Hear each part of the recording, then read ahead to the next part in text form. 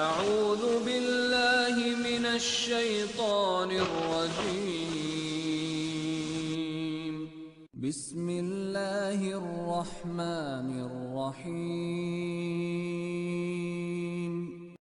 தூய வாழ்வின் இறுதிப் பகுதி. உயர்ந்தோனை நோக்கி புறப்படுவதற்கான அறிகுறிகள். அழைப்பு பணி நிறைவுற்று இஸ்லாம் நிலைமைகளை தனது கட்டுப்பாட்டுக்குள் கொண்டு வரும்போது இந்த உலக வாழ்க்கையிலிருந்தும் அதில் வாழ்பவர்களிடமிருந்தும் விடைபெறும் அறிகுறிகள் நபி ஸல்லல்லாஹு அலைஹி வஸல்லம் அவர்களின் உணர்வுகளில் தோன்றின. அவர்களது சொல் செயல்களிலும் வெளிப்பட்டன. ஹிஜ்ரி 10 ரமலான் மாதத்தில் நபி ஸல்லல்லாஹு அலைஹி வஸல்லம் 20 நாட்கள் இஹ்திகாஃப் இருந்தார்கள். பொதுவாக 10 நாட்கள் இஹ்திகாஃப் இருப்பதுதான் நபி அவர்களின் வழக்கமாக இருந்தது. இந்த முறை வானவர் ஜிப்ரீல் அலைஹிஸ்ஸலாத்து வஸ்ஸலாம் நபி அவர்களிடம் வந்து 2 முறை குர்ஆனை பரிமாறிக் கொண்டார்கள். இறுதி ஹஜ்ஜில் இந்த ஆண்டிற்கு பின் இந்த இடத்தில் உங்களை நான் சந்திக்க முடியாமல் போகலாம் என்று நபி ஸல்லல்லாஹு அலைஹி வஸல்லம் கூறியிருந்தார்கள். ஜம்ரத்துல் அகபாவில் நபி ஸல்லல்லாஹு அலைஹி வஸல்லம் நிற்கும் போது உங்களது வணக்க வழிபாடுகளை ஹஜ் கடமைகளின் என்னிடம் கற்றுக்கொள்ளுங்கள், இந்த ஆண்டிற்கு பிறகு நான் ஹஜ்ஜுக்கு வர முடியாமல் போகலாம் என்றும் கூறியிருந்தார்கள். ஹஜ் பிறை 12 சூரத்து நஸ்ர் நபி ஸல்லல்லாஹு அலைஹி வஸல்லம் அவர்களுக்கு அருளப்பட்டது. இவற்றிலிருந்து நபி அவர்கள் இந்த உலகை விட்டு விடைபெறப் போகிறார்கள், அவர்களது மரணச் செய்தி அவர்களுக்கு வந்துவிட்டது என்பதை தெளிவாக உணரலாம். துல்ஹஜ் முடிந்து முஹர்ரமும் முடிந்தது. சஃபர் மாதம் பிறந்தது. ஹிஜ்ரி 11 சஃபர் மாத தொடக்கத்தில் நபி ஸல்லல்லாஹு அலைஹி வஸல்லம் உஹுதுக்கு சென்றார்கள். அங்கு ஷஹீதானவர்களுக்காக, வீர மரணம் அடைந்தவர்களுக்காக அல்லாஹ்விடம் இறைஞ்சி தொழுதார்கள். இருப்பவர்களுக்கும் இறந்தோருக்கும் விடை கூறுவது போல் நபி ஸல்லல்லாஹு அலைஹி வஸல்லம் அவர்களின் இந்த செயல் அமைந்தது. பின்பு தங்களது பள்ளிக்கு வந்து மிம்பரில் ஏறி, நான் உங்களுக்கு முன் செல்கிறேன், நான் உங்களுக்கு சாட்சியாளன், அல்லாஹ்வின் மீது ஆணையாக நான் தற்போது எனது நீர் தடாகத்தை பார்க்கிறேன், எனக்கு பூமியில் உள்ள பொக்கிஷங்களின் சாவிகள் கொடுக்கப்பட்டன, அல்லாஹ்வின் மீது ஆணையாக எனக்கு பின் நீங்கள் இணை வைப்பவர்களாக மாறி விடுவீர்கள் என்று நான் அஞ்சவில்லை, இந்த உலகத்திற்காக நீங்கள் சண்டையிட்டுக் கொள்வீர்களோ என்றுதான் நான் அஞ்சுகிறேன் என்றார்கள். ஆதாரம் சஹீஹுல் புகாரி, சஹீஹ் முஸ்லிம். ஒரு நாள் நடுநிசியில் பஹீக் மன்னரைக்கு சென்று அங்கு அடக்கம் செய்யப்பட்டவர்களுக்காக பாவ மன்னிப்பு தேடினார்கள். மேலும், மன்னரை வாசிகளே, மக்கள் இருக்கும் நிலையை விட உங்களது நிலை உங்களுக்கு இன்பம் பயக்கட்டும். இருள் சூழ்ந்த இரவு பகுதிகளைப் போன்று குழப்பங்கள் வரவிருக்கின்றன. ஒன்றன் பின் ஒன்றாக தொடராக வந்து கொண்டிருக்கும். பிந்தியது முந்தியதை விட மோசமானதாக இருக்கும் என கூறிவிட்டு, நிச்சயமாக நாமும் உங்களிடம் வந்து சேருவோம் என்ற நற்செய்தியையும் அவர்களுக்கு கூறினார்கள். நோயின் ஆரம்பம். ஹிஜ்ரி 11 சஃபர் மாதம் திங்கட்கிழமை பிறை 28 அல்லது 29 ஜனாசா ஒன்றில் கலந்து கொள்ள பகீக் சென்றார்கள். நல்லடக்கம் செய்துவிட்டு திரும்பும் வழியில் நபி ஸல்லல்லாஹு அலைஹி வஸல்லம் அவர்களுக்கு கடும் தலைவலி ஏற்பட்டது. உடல் சூடு அதிகமானது. தலைக்கு மேல் கட்டியிருந்த துணிக்கு மேல்புறத்திலும் அனலை உடனிருப்போர் உணர்ந்தார்கள். 11 நாட்கள் நோய்வாய்ப்பட்ட நிலையிலேயே மக்களுக்கு தொழுகை நடத்தினார்கள். 13 அல்லது 14 நாட்கள் கடினமான நோயில் கழித்தார்கள். இறுதி வாரம். நபி ஸல்லல்லாஹு அலைஹி வஸல்லம் அவர்களுக்கு நோய் கடுமையாகவே, நாளை நான் எங்கிருப்பேன் என துணைவியரிடம் விசாரிக்கத் தொடங்கினார்கள்.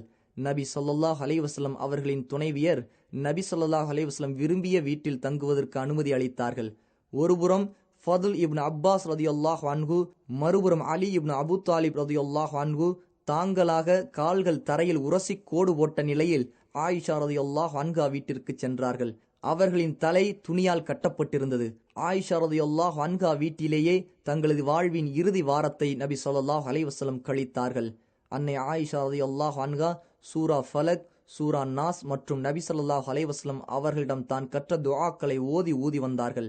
பரக்கத்தை நாடி நபி ஸல்லல்லாஹு அலைஹி வஸல்லம் அவர்களின் கரத்தாலேயே அவர்களை தடவி விட்டார்கள். மரணத்திற்கு 5 நாட்களுக்கு முன்பு புதன்கிழமை உடல் நெருப்பாய் கொதித்தது. வலியும் அதிகமானது. அவ்வப்போது நபி ஸல்லல்லாஹு அலைஹி வஸல்லம் அவர்களுக்கு மயக்கமும் ஏற்பட்டது. அப்போது பல கிணறுகளிலிருந்து தண்ணீர் எடுத்து வந்து 7 துருத்திகள் என் மீது ஊற்றுங்கள், நான் மக்களிடம் சென்று ஒப்பந்தம் வாங்கப் போகிறேன் என்று கூறினார்கள். தோழர்கள் நபி ஸல்லல்லாஹு அலைஹி வஸல்லம் அவர்களை ஒரு பெரிய பாத்திரத்தில் அமர வைத்து நீர் ஊற்றினார்கள். நபி ஸல்லல்லாஹு அலைஹி வஸல்லம் போதும் போதும் என்று கூறினார்கள். அப்போதுதான் நபி அவர்களின் சூடு தனிய கண்டார்கள். தலையில் தடிப்பான துணியை கட்டிக்கொண்டு போர்வையை போர்த்தியவர்களாக மிம்பரில் வந்து அமர்ந்தார்கள். அதுதான் நபி ஸல்லல்லாஹு அலைஹி வஸல்லம் அவர்களின் கடைசி சபையாகும். அல்லாஹ்வை போற்றி புகழ்ந்துவிட்டு, மக்களே என்னிடம் வாருங்கள் என்று கூறியபோது மக்கள் நபி ஸல்லல்லாஹு அலைஹி வஸல்லம் அவர்களை நோக்கி விரைந்து வந்தார்கள். அப்போது நபி ஸல்லல்லாஹு அலைஹி வஸல்லம் கூறியவற்றில் இதுவும் ஒன்று. யூத கிறிஸ்தவர்கள் மீது அல்லாஹ்வின் சாபம் ஏற்படட்டும். தங்களின் தூதர்களுடைய அடக்க ஸ்தலங்களை வணக்க ஸ்தலங்களாக மாற்றிக்கொண்டார்கள். மற்றொரு அறிவிப்பில், யூதர்களையும் கிறிஸ்தவர்களையும் அல்லாஹ் அழிப்பானாக. தங்களது தூதர்கள் அடக்கம் செய்யப்பட்ட இடங்களை வணங்கும் இடங்களாக மாற்றிவிட்டார்கள். எனது அடக்க ஸ்தலத்தை வணங்கும் இடமாக ஆக்காதீர்கள் என்று கூறினார்கள். ஆதாரம் ஸஹீஹுல் புகாரி, முவத்தா மாலிக். தன்னிடம் பழிதீர்த்து கொள்ள மக்களிடம் தன்னை ஒப்படைத்தார்கள். யாரையாவது நான் முதுகில் அடித்திருந்தால் இதோ எனது முதுகை தந்துவிட்டேன், பழிதீர்க்கட்டும். யாரையாவது கண்ணியம் குலைய திட்டியிருந்தால் இதோ நான் முன்வந்துள்ளேன், அவர் பழிதீர்த்து கொள்ளட்டும். பின்பு மிம்பரிலிருந்து இறங்கி லுஹரை தொழ வைத்தார்கள். மீண்டும் மிம்பரில் ஏறி முன்னர் உரை நிகழ்த்தியவாறே பழிதீர்த்து கொள்ள வேண்டுவோர் பழிதீர்க்க கூறினார்கள். அப்போது ஒருவர் எழுந்து, எனக்கு நீங்கள் 3 திர்ஹம் தர வேண்டும் என்று கூறவே, ஃபதுலே, நீங்கள் அதை கொடுத்து விடுங்கள் என்று நபி ஸல்லல்லாஹு அலைஹி வஸல்லம் அவர்கள் கூறினார்கள். பின்னர் அன்சாரிகளை பற்றி விசேஷமாக சிறப்பித்து கூறினார்கள். அன்சாரிகளை பற்றி நான் விசேஷமாக அறிவுரை கூறுகிறேன். அவர்கள் எனது ஈரலும் இதயமும் ஆவார்கள். அவர்கள் தங்களது கடமையை நிறைவேற்றிவிட்டார்கள். அவர்களுடைய உரிமையும் சலுகையும் மீதம் இருக்கிறது. அவர்களில் நல்லோர்களின் செயலை ஏற்றுக்கொள்ளுங்கள். அவர்களில் தவறிழைப்போரை மன்னித்து விடுங்கள். மற்றொரு அறிவிப்பில், மக்கள் அதிகமாகினார்கள், ஆனால் அன்சாரிகள் குறைகின்றார்கள். இறுதியில் அவர்கள் உணவில் உள்ள உப்பை போன்று குறைந்து விடுவார்கள். உங்களில் ஒருவர் மற்றவருக்கு நன்மையோ தீமையோ செய்யும் அளவு அதிகாரம் பெற்றால் அன்சாரிகளில் நல்லோரின் செயலை ஏற்கட்டும். அவர்களில் தவறு செய்வோரை மன்னிக்கட்டும். ஆதாரம் ஸஹீஹுல் புகாரி. இவ்வாறு உபதேசம் செய்த பின்பு, ஓர் அடியாருக்கு இந்த உலகில் உள்ளவற்றை உங்களுக்கு வழங்கட்டுமா அல்லது மறுமையில் என்னிடம் உள்ளவற்றை உங்களுக்கு தரட்டுமா என்று அல்லாஹ் வினவ, அதற்கு அந்த அடியான் அல்லாஹ்விடம் உள்ளதையே தேர்ந்தெடுத்து கொண்டார் என்று நபி ஸல்லல்லாஹு அலைஹி வஸல்லம் கூறினார்கள். இந்த ஹதீஸை அறிவிக்கும் அபு சயீத் அல் குத்ரி ரலியல்லாஹு அன்ஹு கூறுவதாவது, நபி அவர்களின் இந்த பேச்சை கேட்ட அபூபக்கர் ரலியல்லாஹு அன்ஹு அழ ஆரம்பித்து, எங்களது தந்தையரையும் தாய்மாரையும் உங்களுக்கு அர்ப்பணமாக்குகிறோம் என்று கூறினார்கள். நாங்கள் அவரை கண்டு ஆச்சரியமுற்றோம். இந்த முதியவரை பாருங்கள், அல்லாஹ் ஒரு அடியாருக்கு உலக வசதிகளை வழங்கட்டுமா அல்லது தன்னிடம் மறுமையில் உள்ளதை வழங்கட்டுமா என வினவினான் என்றுதான் நபி ஸல்லல்லாஹு அலைஹி வஸல்லம் கூறினார்கள். அதற்கு தந்தையரும் தாய்மாரும் அர்ப்பணம் என்று கூறுகிறாரே என்று மக்கள் பேசினார்கள். அபூபக்கர் ரலியல்லாஹு அன்ஹு எங்களில் மிகுந்த அறிஞராக இருந்தார். எனவேதான் இவ்வாறு கேட்கப்பட்ட அடியார் இந்த தூதர்தான் என்பதை புரிந்து கொண்டார்கள். ஆதாரம் ஸஹீஹுல் புகாரி, ஸஹீஹ் முஸ்லிம். மேலும் நபி ஸல்லல்லாஹு அலைஹி வஸல்லம் கூறினார்கள், தனது நட்பாலும் பொருளாலும் எனக்கு மக்களில் அதிகம் உபகாரம் செய்தவர் அபூபக்கர் ஆவார். என் இறைவனே, உன்னை தவிர மற்ற எவரையும் உற்ற நண்பனாக ஆக்கிக் கொள்வதாக இருந்தால் அபூபக்கரை உற்ற நண்பராக ஆக்கியிருப்பேன். என்றாலும் அவருடன் இஸ்லாமிய சகோதரத்துவமும் அதன் நேசமும் எனக்கு இருக்கிறது. பள்ளியில் உள்ள எல்லா வீட்டினுடைய வாசல் கதவுகளும் அடைக்கப்பட வேண்டும், அபூபக்கருடைய வீட்டு வாசலை தவிர. ஆதாரம் ஸஹீஹுல் புகாரி. 4 நாட்களுக்கு முன்பு, மரணத்திற்கு 4 நாட்களுக்கு முன் வியாழக்கிழமை நபி ஸல்லல்லாஹு அலைஹி வஸல்லம் அவர்களுக்கு வலி கடுமையானது. மக்களை நோக்கி, வாருங்கள், நான் உங்களுக்கு ஒன்றை எழுதி தருகிறேன், அதன் பின் ஒரு காலம் நீங்கள் வழி தவற மாட்டீர்கள் என்று கூறினார்கள். அப்போது வீட்டில் இருந்த பலரில் உமர் ரலியல்லாஹு அன்ஹு அவர்களும் ஒருவர். நபி ஸல்லல்லாஹு அலைஹி வஸல்லம் அவர்களுக்கு வலி அதிகமாகிவிட்டது, உங்களிடம் குர்ஆன் இருக்கிறது, அல்லாஹுவின் நூலே உங்களுக்கு போதுமானது என்று உமர் ரலியல்லாஹு அன்ஹு மக்களிடம் கூறினார்கள். இதனால் அங்கிருந்தவர்களுக்கு இடையில் கருத்து வேற்றுமை நிலவியது. சிலர் நபி ஸல்லல்லாஹு அலைஹி வஸல்லம் நமக்கு எழுதி தரட்டும் என்று கூற, மற்றும் சிலர் உமர் ரலியல்லாஹு அன்ஹு கூறியது போல கூறினார்கள். இரு சாரார்களிடையே கருத்து வேற்றுமை விவாதமாக மாறவே, நீங்கள் இப்போது என்னை விட்டு எழுந்து செல்லுங்கள் என நபி ஸல்லல்லாஹு அலைஹி வஸல்லம் கூறினார்கள். ஆதாரம் ஸஹீஹுல் புகாரி. அன்றைய தினம் நபி ஸல்லல்லாஹு அலைஹி வஸல்லம் 3 விஷயங்களை குறிப்பிட்டார்கள். 1.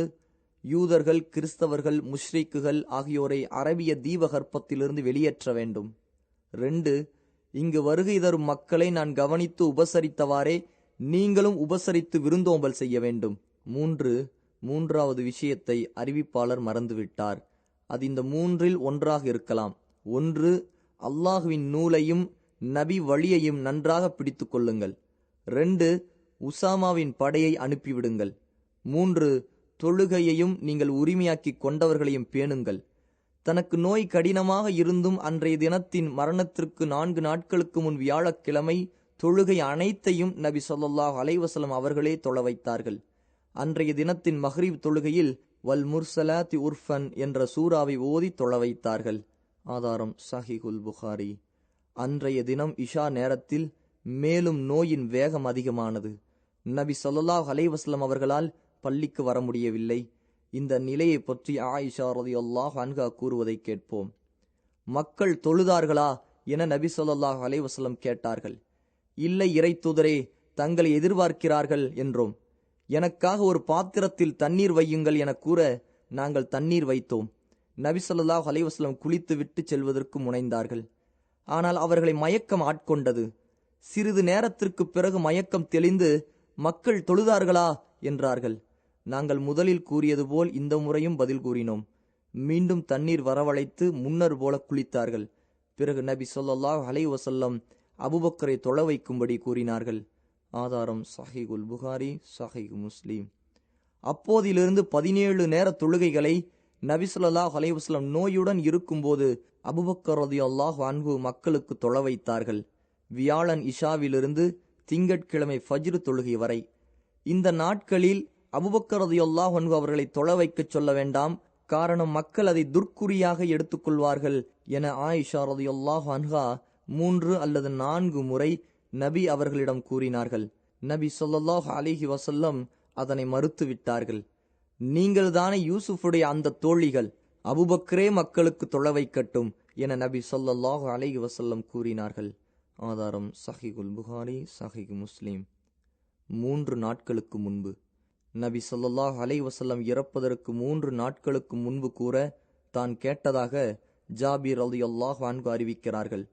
அறிந்து கொள்ளுங்கள், உங்களில் எவரும் அல்லாஹ்வின் மீது நல்லெண்ணம் கொண்டவராகவே தவிர மரணிக்க வேண்டாம். ஆதாரம் தபக்காத் இப்னு சஅத், முஸ்னத் அபு தாவூத், முஸ்னத் அபு யஹ்லா. 2 அல்லது 1 நாளுக்கு முன்பு, அது சனிக்கிழமை அல்லது ஞாயிற்றுக்கிழமை. நபி ஸல்லல்லாஹு அலைஹி வஸல்லம் உடல் நலனில் முன்னேற்றத்தை உணர்ந்தார்கள். 2 பேர் உதவியுடன் தங்களது அறையிலிருந்து பள்ளிக்கு வந்தார்கள். அப்போது அபூபக்கர் ரலியல்லாஹு அன்ஹு லுஹர் தொழ வைத்துக் கொண்டிருந்தார்கள். நபி அவர்களை அபூபக்கர் ரலியல்லாஹு அன்ஹு பார்த்தவுடன் நகர்ந்து கொள்ள முயன்றார்கள். ஆனால் அவ்வாறு செய்ய வேண்டாம் என செய்கை செய்தார்கள். பிறகு என்னை அபூபக்கர் அருகில் அமர வையுங்கள் என்று கூற அவர்களை அபூபக்கரின் இடப்பக்கத்தில் உட்கார வைத்தார்கள். நபி ஸல்லல்லாஹு அலைஹி வஸல்லம் தொழ வைக்க அவர்களின் தொழுகையை பின்பற்றி அபூபக்கர் ரலியல்லாஹு அன்ஹு தொழுது கொண்டு நபி அவர்களின் தக்பீரை மக்களுக்கு கேட்கும்படி சப்தமிட்டு கூறினார்கள். ஆதாரம் சஹீஹுல் புகாரி. 1 நாள் முன்பு, நபி ஸல்லல்லாஹு அலைஹி வஸல்லம் மரணிப்பதற்கு 1 நாள் முன்பு, அதாவது ஞாயிற்றுக்கிழமை தங்களிடம் உள்ள அடிமைகளை அனைத்தையும் உரிமையிட்டார்கள். மேலும் தங்களிடம் உள்ள 6 அல்லது 7 தங்கக் காசுகளை தர்மம் செய்தார்கள். தங்களுடைய ஆயுதங்களையும் முஸ்லிம்களுக்கு அன்பளிப்பாக வழங்கினார்கள். அன்றிரவு நபி ஸல்லல்லாஹு அலைஹி வஸல்லம் அவர்களின் வீட்டில் உள்ள விளக்கில் எண்ணெய் தீர்ந்து போகவே அதை ஒரு பெண்ணிடம் கொடுத்தனுப்பி அண்டை வீட்டாரிடம் எண்ணெயிட்டு தரும்படி ஆயிஷா ரலியல்லாஹு அன்ஹா கூறினார்கள். நபி ஸல்லல்லாஹு அலைஹி வஸல்லம் அவர்களின் கவச ஆடை 30 சாக கோதுமைக்காக ஒரு யூதனிடம் அடைமானமாக வைக்கப்பட்டிருந்தது. ஆதாரம் சஹீஹுல் புகாரி, தபக்காத் இப்னு சஅத், முஸ்னத் அஹ்மத். வாழ்வின் இறுதி நாள். அனஸ் இப்னு மாலிக் ரலியல்லாஹு அன்ஹு அறிவிக்கிறார்கள், திங்கட்கிழமையன்று முஸ்லிம்கள் அபூபக்கர் ரலியல்லாஹு அன்ஹு அவர்களை பின்தொடர்ந்து ஃபஜ்ர் தொழுது கொண்டு இருக்கும்போது திடீரென ஆயிஷாவுடைய அறையின் திரையை நபி ஸல்லல்லாஹு அலைஹி வஸல்லம் அவர்கள் நீக்கி மக்கள் அணியணியாக தொழுகையில் நிற்பதை பார்த்து ஆனந்தமாக சிரித்தார்கள். தொழ வைப்பதற்காக நபி ஸல்லல்லாஹு அலைஹி வஸல்லம் வருகிறார்கள் என்று எண்ணி அபூபக்கர் ரலியல்லாஹு அன்ஹு அவர்கள் தொழ வைக்கும் இடத்திலிருந்து சற்று பின்னே வரிசையை நோக்கி நகர்ந்தார்கள். நபி அவர்களின் வருகையை பார்த்த மகிழ்ச்சியினால் முஸ்லிம்கள் தொழுகையில் நிலைகொலைய ஆரம்பித்தார்கள். நபி அவர்கள் உங்களது தொழுகையை முழுமைப்படுத்திக் கொள்ளுங்கள் என்று கூறிவிட்டு அறையில் நுழைந்து திரையிட்டு கொண்டார்கள். ஆதாரம் சஹீஹுல் புகாரி. இந்த நிகழ்ச்சிக்கு பின் இன்னொரு தொழுகை நேரம் நபி ஸல்லல்லாஹு அலைஹி வஸல்லம் அவர்களுக்கு கிட்டவில்லை. முற்பகல் நேரம் வந்தவுடன் நபி ஸல்லல்லாஹு அலைஹி வஸல்லம் ஃபாத்திமாவை வரவழைத்து அவரிடம் சிலவற்றை ரகசியமாக பேசினார்கள். அதை கேட்டவுடன் ஃபாத்திமா ரலியல்லாஹு அன்ஹா அழலானார்கள். மீண்டும் அழைத்து சிலவற்றை ரகசியமாக கூறவே ஃபாத்திமா ரலியல்லாஹு அன்ஹா சிரித்தார்கள். இதை பற்றி ஆயிஷா ரலியல்லாஹு அன்ஹா கூறுவதாவது, இந்த நிகழ்ச்சி பற்றி பின்பு ஒரு நாள் ஃபாத்திமாவிடம் விசாரித்தோம். எனக்கு ஏற்பட்ட இதே வழியினாலே நான் இறந்து விடுவேன் என நபி ஸல்லல்லாஹு அலைஹி வஸல்லம் கூறிய போது நான் அழுதேன். அவர்களது குடும்பத்தாரில் நான் தான் முதலில் அவர்களை சென்றடைவேன் என்று நபி ஸல்லல்லாஹு அலைஹி வஸல்லம் கூறிய போது நான் சிரித்தேன் என்று ஃபாத்திமா ரலியல்லாஹு அன்ஹா பதில் கூறினார்கள். ஆதாரம் சஹீஹுல் புகாரி. மேலும் அகில உலக பெண்களின் தலைவி ஃபாத்திமா என்று நபி ஸல்லல்லாஹு அலைஹி வஸல்லம் நற்செய்தி கூறினார்கள். ஆதாரம் ரஹ்மத்துல்லில் ஆலமீன். நபி ஸல்லல்லாஹு அலைஹி வஸல்லம் அவர்களுக்கு ஏற்பட்ட கடுமையான நிலைமையை கண்ட ஃபாத்திமா ரலியல்லாஹு அன்ஹா, எனது தந்தைக்கு ஏற்பட்ட கஷ்டமே என்று வேதனைப்பட்டார்கள். உன் தந்தைக்கு இன்றைக்கு பிறகு என்றுமே சிரமம் இருக்காது என்று நபி ஸல்லல்லாஹு அலைஹி வஸல்லம் ஆறுதல் கூறினார்கள். ஆதாரம் சஹீஹுல் புகாரி. ஹசன் ஹுசைனை வரவழைத்து அவர்களை முத்தமிட்டு அவர்களுடன் நல்ல முறையில் நடந்து கொள்ள வேண்டும் என அறிவுறுத்தினார்கள். மனைவிமார்களை அழைத்து அவர்களுக்கும் உபதேசமும் அறிவுரையும் நல்கினார்கள். முன்பை விட வேதனை அதிகமானது. கைபர் போரின் போது உட்கொண்ட உணவில் கலக்கப்பட்ட விஷத்தின் விளைவை நபி ஸல்லல்லாஹு அலைஹி வஸல்லம் உணர ஆரம்பித்தார்கள். ஆயிஷாவே, கைபர் தினத்தில் நான் உண்ட உணவின் வேதனையை அனுபவித்துக் கொண்டிருக்கிறேன். இந்த நேரத்தில் அந்த விஷத்தினால் எனது நரம்புகள் துண்டாவதை நான் உணர்கிறேன் என்று நபி ஸல்லல்லாஹு அலைஹி வஸல்லம் கூறினார்கள். ஆதாரம் சஹீஹுல் புகாரி. தங்கள் முகத்தில் இருந்த போர்வையை நபி ஸல்லல்லாஹு அலைஹி வஸல்லம் தூக்கி எறிந்தார்கள். அவர்கள் மீது திரும்ப போர்த்தினால் முகத்தில் இருப்பதை மட்டும் அகற்றி விடுவார்கள். இந்த நிலையில் சிலவற்றை நபி ஸல்லல்லாஹு அலைஹி வஸல்லம் கூறினார்கள். அதுவே அவர்களது கடைசி பேச்சாகும். அதாவது, அல்லாஹ்வின் சாபம் யூத கிறிஸ்தவர்கள் மீது உண்டாகட்டும். அவர்கள் தங்களது இறை தூதர்களின் அடக்க ஸ்தலங்களை வணங்கும் இடங்களாக மாற்றிக்கொண்டார்கள். அரபிகளின் பூமியில் 2 மார்க்கங்கள் இருக்கக்கூடாது. ஆதாரம் சஹீஹுல் புகாரி, தபகாத் இப்னு சஅத். தொழுகையையும் நீங்கள் உரிமையாக்கி கொண்டவர்களையும் பேணுங்கள் என்று பலமுறை அறிவுறுத்தினார்கள். ஆதாரம் சஹீஹுல் புகாரி. மரணத்தருவாயில் இறுதி நேரம் நெருங்கவே ஆயிஷா ரலியல்லாஹு அன்ஹா நபி ஸல்லல்லாஹு அலைஹி வஸல்லம் அவர்களை தனது நெஞ்சோடு அணைத்து கொண்டார்கள். இதை பற்றி ஆயிஷா ரலியல்லாஹு அன்ஹா கூறுவதாவது, நபி ஸல்லல்லாஹு அலைஹி வஸல்லம் என் அறையில் எனக்குரிய தினத்தில் எனது கழுத்துக்கும் நெஞ்சுக்கும் இடையில் மரணமானார்கள். அவர்களது மரண நேரத்தில் எனது எச்சிலையும் அவர்களது எச்சிலையும் ஒன்று சேர்த்தேன். எனது சகோதரர் அப்துர் ரஹ்மான் அறைக்குள் வந்தார். அவரது கரத்தில் மிஸ்வாக் இருந்தது. நபி ஸல்லல்லாஹு அலைஹி வஸல்லம் அவர்களை எனது மடியில் கிடத்தியிருந்தேன். அப்துர் ரஹ்மான் கரத்தில் உள்ள மிஸ்வாக்கை நபி ஸல்லல்லாஹு அலைஹி வஸல்லம் அவர்கள் பார்த்தார்கள். அவர்கள் மிஸ்வாக் செய்ய விரும்புகிறார்கள் என புரிந்து கொண்டேன். நான் உங்களுக்கு அதனை வாங்கித் தரவா என்று கேட்டபோது ஆம் என தலையசைத்தார்கள். அதனை வாங்கிக் கொடுத்தேன். அது அவர்களுடைய பற்களுக்கு சிரமமாக இருந்தது.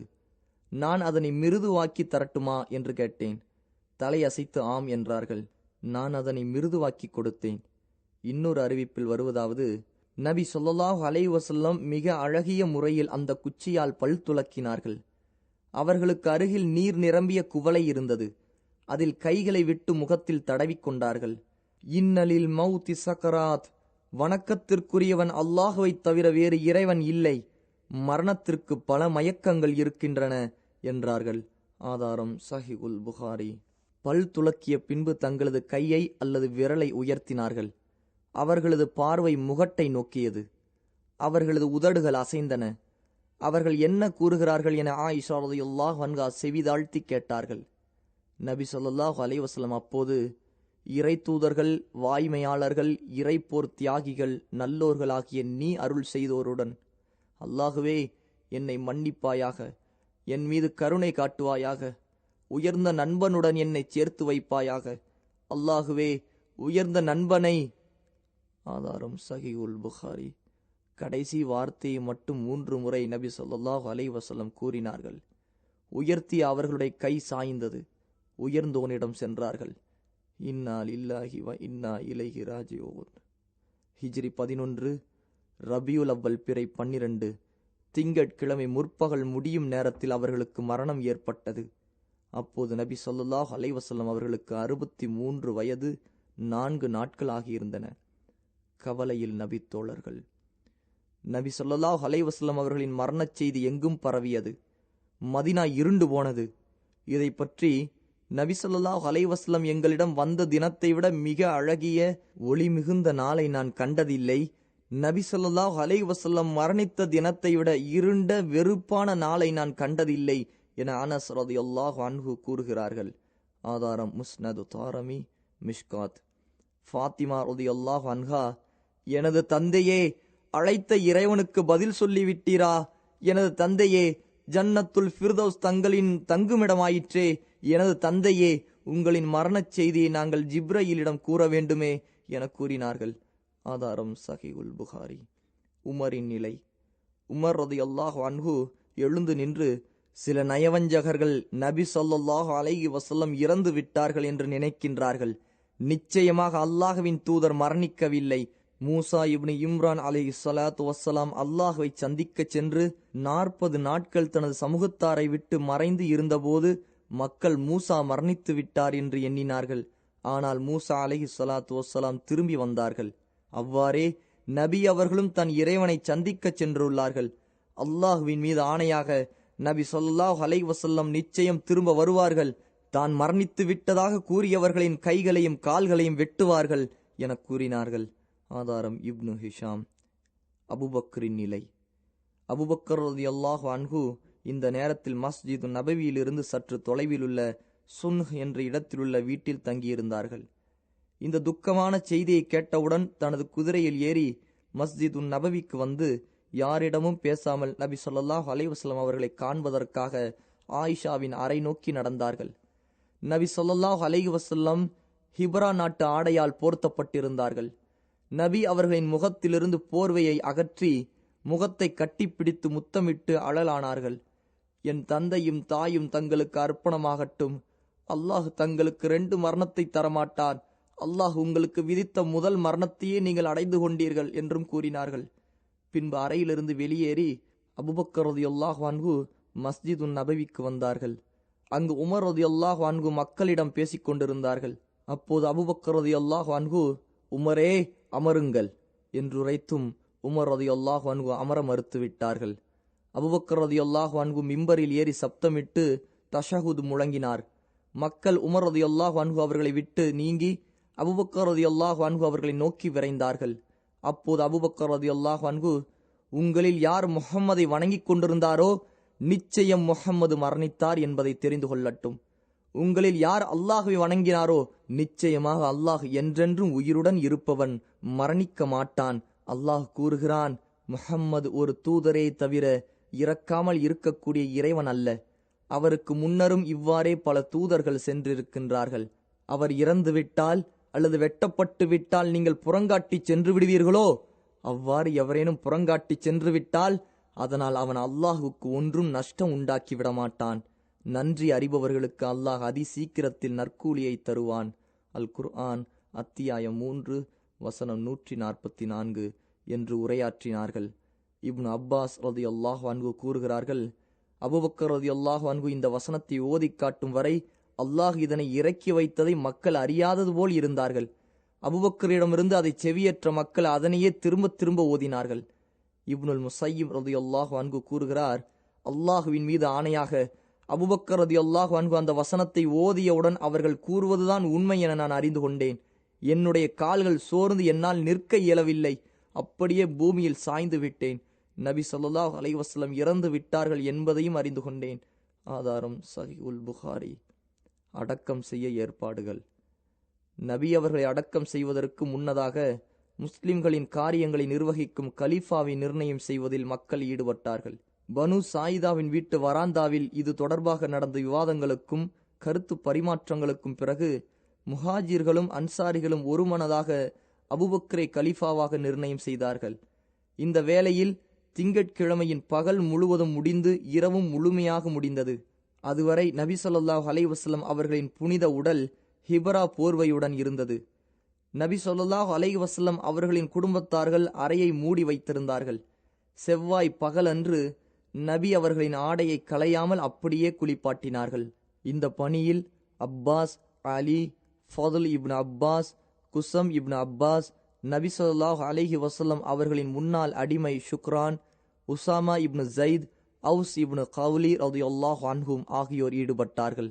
அப்பாஸ், ஃபதுல், குசம் ரலியல்லாஹு அன்ஹும் ஆகியோர் நபி அவர்களின் உடலை புரட்ட, உசாமாவும் சுக்ரானும் நீர் ஊற்ற அலி ரலியல்லாஹு அன்ஹு குளிப்பாட்டினார்கள்.